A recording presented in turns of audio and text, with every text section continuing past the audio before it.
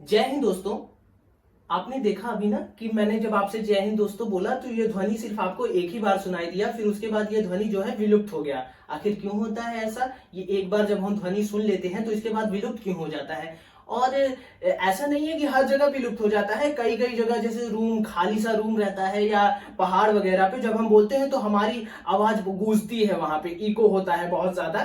तो वहां पे ऐसा क्यों होता है? और यहाँ पे जैसे नॉर्मल जगह हम बोलते हैं तो ध्वनि विलुप्त हो जाती है, क्यों होता है ऐसा? हम आज इस वीडियो में सारी चीजें एकदम इजी वे में समझेंगे। तो देखो, सबसे पहले हम समझते हैं कि ध्वनि क्या है। तो देखो, हमारा जो गला है, यहाँ से ग्रंथियां हैं बहुत सारी, ये कंपन करती हैं आपस में, तो हमारे गले में से ऐसे ध्वनि निकलती है। अब ये कंपन करके ऐसे ऐसे निकल रही है, फिर उसके बाद जब यहाँ से होंठ से बाहर ऐसे निकलती है तो बाहर हवा में बहुत सारे कण है छोटे छोटे, तो इन कणों से ऐसे लगती है, तो ये कण भी आपस में ऐसे ऐसे कंपन करके, चारों तरफ कण है तो एक कण दूसरे की तरफ, दूसरा तीसरे की तरफ, ऐसे ऐसे कंपन करता है।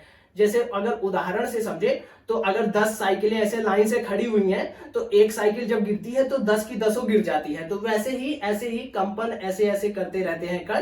सारे कण अपने जगह पे ही है, ज्यादा उतना दिक्कत नहीं होता, बस कण एक दूसरे को ऐसे कंपित करते रहते हैं और फिर ऐसे मुंह से निकला फिर आपके कान तक पहुंचता है। कान के पास आपके है एक ईयर ड्रम करके, वो कंपित होता है। फिर वो जब कंपित होता है तो वो आपके दिमाग पे पास सिग्नल भेजता है और आपका दिमाग समझ लेता है कि आपने क्या बोला।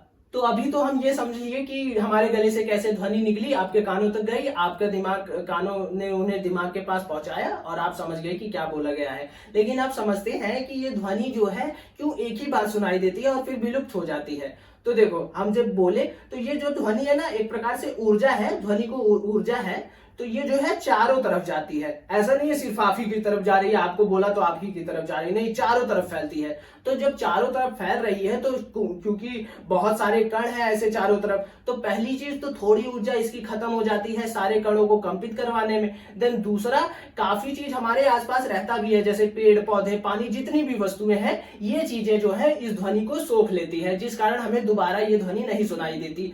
और क्या कारण है कि खाली स्थान पर या पहाड़ों पर ये ध्वनि गूंजने लगती है? क्योंकि वहां पे इतनी वस्तुएं हैं नहीं, तो इसी कारण हमारी जो ध्वनि है वहां पे 2-3 बार सुनाई देती है, वहां पे इको बहुत ज्यादा हो जाता है। तो यही कारण था कि ये जो हम आपस में बात करते हैं या गीत संगीत सुनते हैं या जो कोई भी ध्वनि है, हमें एक ही बार सुनाई देता है, 2 बार नहीं सुनाई देता या ज्यादा बार। लेकिन जब खाली जगह रहता है तो काफी बार सुनाई देता है।